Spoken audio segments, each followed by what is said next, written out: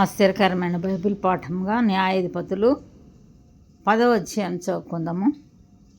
అబీమెలెకునకు తరువాత ఇశ్శాఖారు గోత్రీకుడైన దోదో మనుమడును పువ్వా కుమారుడునైన తోలా న్యాయాధిపతిగా నియమింపబడాను. అతడు ఎఫ్రాయిమీయుల మన్యమందలి షామీరులో నివసించినవాడు.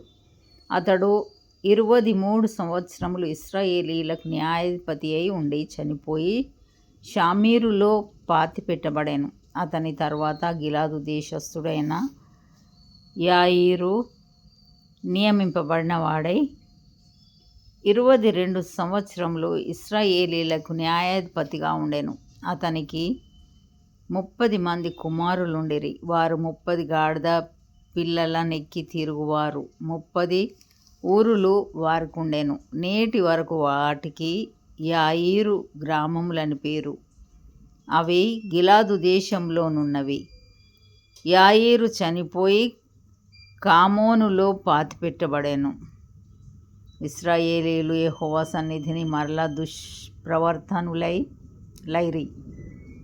వారు యెహోవాను విసర్జించి ఆయన సేవ మానివేసి బయలులు, అష్తారోతులు అను సిరియనుల దేవతలను, సీదోనీయుల దేవతలను, మోయాబీయుల దేవతలను, అమ్మోనీయుల దేవతలను, ఫిలిస్తీయుల దేవతలను పూజించుచూ వచ్చిరి. యెహోవా కోపాగ్ని ఇశ్రాయేలీల మీద మండగా ఆయన ఫిలిస్తీయుల చేతికిని అమ్మోనీయుల చేతికిని వారిని అప్పగించెను గనుక వారు ఆ సంవత్సరము మొదలుకొని ఇశ్రాయేలీలను అనగా యోర్దాను అవతలనున్న గిలాదు నందలి అమ్మోరీయుల దేశంలో కాపురమున్న ఇశ్రాయేలీలను 18 సంవత్సరములు చితుకగొట్టి అణచివేసిరి. మరియు అమ్మోనీయులు యూదా దేశస్థులతోనూ బెన్యామీనీయులతోనూ ఎఫ్రాయిమీయులతోనూ యుద్ధం చేయుటకు యోర్దానును దాటిరి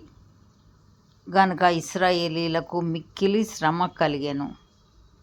అప్పుడు ఇశ్రాయేలీలు, మేము నీ సన్నిధిని పాపం చేసి ఉన్నాము, మా దేవుని విడిచి బయలులను పూజించి ఉన్నామని యెహోవాకు మొర్రపెట్టగా యెహోవా ఐగుప్తీయుల వశములో నుండి, అమోరీయుల వశములో నుండి, అమ్మోనీయుల వశములో నుండి, ఫిలిస్తీయుల వశములో నుండి మాత్రముగాక సీదోనీయులను, అమాలేకీయులను, మాయోనీయులను మిమ్మును బాధపరిచినప్పుడు వారి వశములో నుండి నేను మిమ్మును రక్షించి తిని గదా. అయితే మీరు నన్ను విసర్జించి అన్యదేవతలను పూజించితిరి గనుక నేను ఇకను మిమ్మును రక్షింపను. పోయి మీరు కోరుకొనిన దేవతలకు మొర్రపెట్టుకొనుడి. మీ శ్రమకాలం నావి మిమ్మును రక్షించునేమో అని ఇశ్రాయేలీలతో సెలవిచ్చాను. అప్పుడు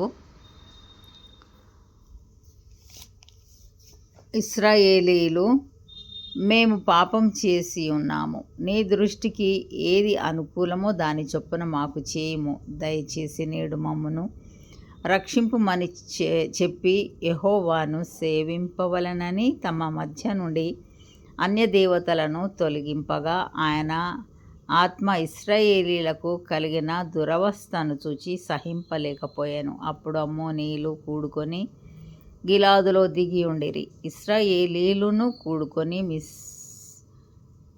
మిస్పాలో దిగి ఉండిరి. కాబట్టి జనులు అనగా గిలాదు పెద్దలు అమ్మోనీయులతో యుద్ధం చేయ మూనుకొను వాడెవడో వాడు గిలాదు నివాసులకందరికీ ప్రధానుడగునని ఒకనితోనొకడు చెప్పుకొనిరి. ఇంతటితో ఇది నా కొరకైన బైబిల్ పాఠము సరి.